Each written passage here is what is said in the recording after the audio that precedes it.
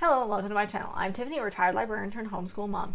And in this video, we're going to be looking at Ella Enchanted by Gail Carson Levine. This is the first book I've read of her. She has a good long history of various very good books. This is a Newbery Honor book. This is the first one of those that I've covered. I've covered Caldecott Award winners, which are awarded for their art. This is more awarded for the story. So this is an interesting little, very strong female book. The story is about a young girl by the name of Ella. As a baby, she was visited by a fairy by the name of Lucinda. Oh, Lucinda has issues. And she gives Ella the gift of obedience. Ella has to follow orders. If she's given a direct command, she has to follow it whether she likes it or not. Essentially, if she tries to fight it, she gets headaches and gets dizzy, and it's extremely difficult. So yeah, this causes problems.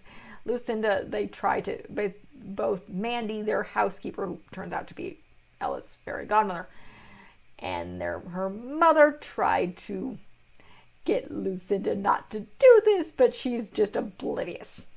She's completely, utterly oblivious. So Ella is stuck with this curse. She really figures out how bad it is when she makes the mistake of telling a friend who's a daughter of one of the servants, and this girl starts basically ordering her around. So after the mother sends the servant, and her daughter gets her another position far away, she orders Ella to never tell anybody about her curse again. This again causes problems. Mom and daughter both get sick. Mandy tries to cure them by putting some sort of hairs in their soup. Mother doesn't eat them, move them into Ella's, and ends up dying. So Ella's kind of stuck. So Dad have a big funeral. Ella meets the prince who knew her mother and liked her mother. And that's kind of the beginning of her and Char, who's the prince's, that's his name, their relationship and their friendship. So, and she's a teenager at this point. So Dad ends up meeting a woman by the name of Madame Olga and her two daughters, Hattie and Olive, and then is convinced to send Ella to finishing school. And she's sent on a carriage with Hattie and Olive. And Hattie figures out just by chance that if she can give Ella a direct order, Ella has to follow it. And she uses this to torture her and make her basically turn her into her slave. And at one point in time, Ella's mostly miserable here. Hattie is going to force her to break a friendship that she's found with somebody else who makes her happy. And so Ella decides to leave. She's going to go off. She's found out where Lucinda is going to some giant wedding, and she's going to go there. And Mandy had given her a book which allows her to read various different journal entries and letters of various people. She starts being able to do that. So she leaves, ends up with the elves. They are potters, and she ends up, she's nice to them, and they're nice to her. And she admires one of their pots, and they give it to her because she admires it.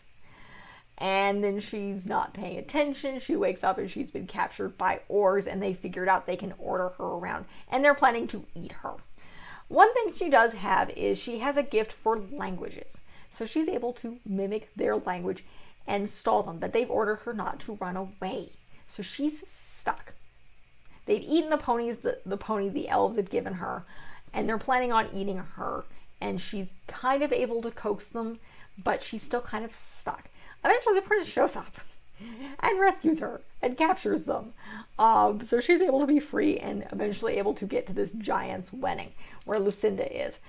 And again, Lucinda gives this couple the gift of never being apart. And people are like, "You've got to be joking. You've just cursed them." Because now they're going to hate each other. Within a year, they're going to hate each other. Because they cannot leave each other. They cannot leave each other's sight. So, as an adult, yeah. not being able to leave my husband's sight would make me eventually hate him, because you cannot get a break from this other person. Lucinda does not understand this. She's just completely, utterly bliss. It's like they're in love. They want to be in love. They want to be together. It's like, no. They're going to hate each other within a year. So she also runs into, and this eventually, Ella runs into her. She overhears her, basically, this other fairy talking to her and finding out that anybody who tries to come to her, trying to get one of her gifts, so to speak, removed, she has a tendency to turn them into squirrels, because apparently squirrels are happy. So, yeah, Lucinda's irritating. But then she essentially gives Ella an order. Basically, Ella mentions that she constantly has to be obedient, and Lucinda does not understand that this is a very good virtue, and orders her to be happy about it. So then Ella figures out that, finds her father. Her father's lost everything because he sold a house he did not own, and the elves are chasing after him, and they're going to make him pay it back, and he doesn't have anything. So he's going to marry her off to some older man, and she has to be happy about it, because again, Lucinda basically gave her a direct order. So they go home. Mandy is horrified, because it's like she's gone to being half a puppet to a complete puppet, because now she's just completely happy to follow orders. Thankfully, Mandy figures out that Lucinda did not give her this. It was just an order. It's not a permanent giant magic thing. It was just a visual order, and Mandy's able to undo it. And now Ella's miserable again, because again, she's been happy to do orders and happy to flirt with this much older man. Turns out he doesn't have as much money as Daddy thought. Everything's been burned down, so her father cuts that off and decides to go marry, turns out, Madame Olga. Oh, yeah. Ella's life goes to absolute utter nightmare after this, because obviously Hattie and Olive know how to order her about, and she's turned into a scullery maid, who they call Cinders. So now you can get where this story is coming from.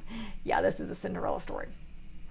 So she's still periodically, Char has gone off to spend another year in another country.